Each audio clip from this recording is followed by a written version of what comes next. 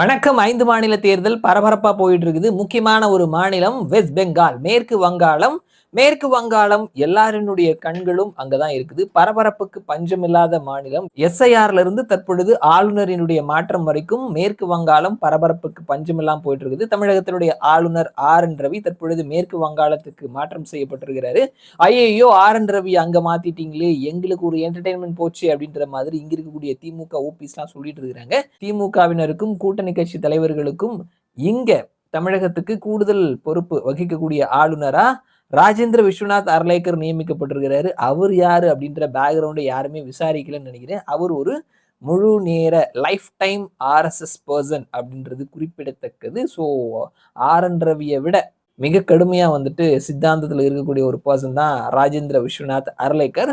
So அதை அப்படியே தூக்கி ஓரமா வச்சிடலாம். இந்த வீடியோல நம்ம வெஸ்ட் பெங்கால் மாநிலம் அதனுடைய கருத்து கணிப்பு முடிவுகள் பத்தி பேச போறோம். ரொம்ப ரீசெண்டா வந்திருக்கக்கூடிய ஜன் லோக்பால் அவர்களினுடைய தேர்தலுக்கு முந்தைய கருத்து கணிப்பு முடிவுகள் பத்தி பேசலாம். மேற்கு வங்காள மாநிலத்தினுடைய அரசியல் பார்த்தோம் அப்படின்னா தற்பொழுது திரிணாமுல் காங்கிரஸ் கட்சி ஆட்சியில் இருக்கிறாங்க. 3வது முறையா மாநிலத்தினுடைய முதல்வரா மமதா பானர்ஜி இருக்கிறாங்க.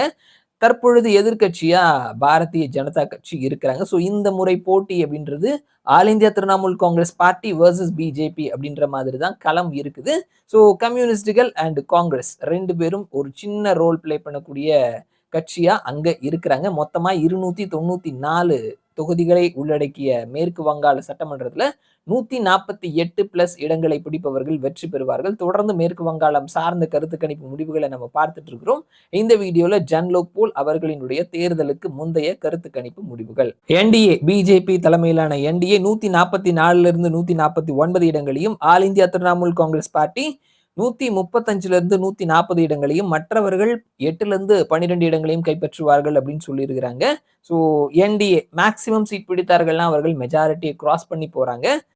திரிணாமுல் காங்கிரஸ் அவர்கள் மேக்சிமம் சீட் பிடித்தா கூட 140, ஒரு 8 இடம் குறைவா இருக்குது. நாம இதுவரைக்கும் பார்த்த கருத்து கணிப்புல நம்ம பார்த்தோம் அப்படின்னா பல கருத்து கணிப்புகளுமே பிஜேபி 100 இடங்களை கிராஸ் பண்ணி போறாங்க. 120, 126 அந்த அளவுக்கு கூட வராங்க. ஒரு 20 இடம் வரைக்கும் குறைவா இருக்குது அப்படின்றது தான் வந்துட்டு நம்ம கருத்து கணிப்பு முடிவுகளை பார்த்திருந்தோம். இவர்கள் தான் முதன் முறையா பிஜேபி மேக்சிமம் சீட் பிடித்தார்கள்னா வெஸ்ட் பெங்கால்ல ஆட்சியை பிடிக்கிறதுக்கான வாய்ப்புகள் இருக்குது அப்படின்னு சொல்லியிருக்கிறாங்க. அதே நேரத்துல என்டிஏ மினிமம் சீட் பிடித்தார்கள் அப்படின்னாலோ, திரிணாமுல் காங்கிரஸ் கட்சி மேக்சிமம் சீட் பிடித்தார்கள் அப்படின்னாலோ அங்க தொங்கு சட்டமன்றம் தான் அமையும் அப்படின்னு சொல்லியிருக்கிறாங்க. ஸோ இவர்களினுடைய தேர்தலுக்கு முந்தைய கருத்து கணிப்பு முடிவுகள் படி பார்க்கும் பொழுது என்டிஏ மேக்சிமம் சீட் பிடித்தார்கள்னா அவர்களினுடைய ஆட்சி வர்றதற்கான வாய்ப்புகள் இருக்குது. இல்லை அப்படின்னா அங்க தொங்கு சட்டமன்றம் வர்றதற்கான வாய்ப்புகள் இருக்குது அப்படின்னு சொல்லி இருக்கிறாங்க.